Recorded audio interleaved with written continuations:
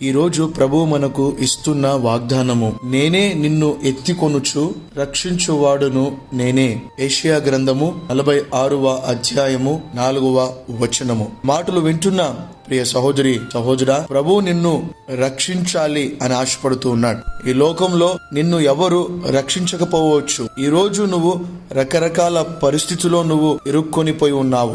ఎవరు నిన్ను సహాయం చేయట్లేదు, ఎవరు నిన్ను రక్షించరు అని నువ్వు స్థాయికి వచ్చేసి ఈ రోజు నీకు ఎవరు కూడా నన్ను రక్షించేవారు లేరు అనడానికి వీల్లేదు. రక్షించేవాడు ఉన్నాడు, ఆయనే ప్రభువైన యేసుక్రీస్తు. ఆయన వాగ్దానం చేస్తూ ఉన్నాడు, నేను నిన్ను రక్షించువాడును నేనే. ఈరోజు నువ్వు రక్షించడానికి నా ప్రభు సిద్ధంగా ఉన్నాడు.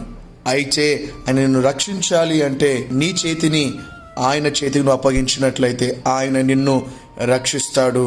నీ జీవితంలో ఆయన గొప్ప కార్యము చేస్తాడు. God bless you.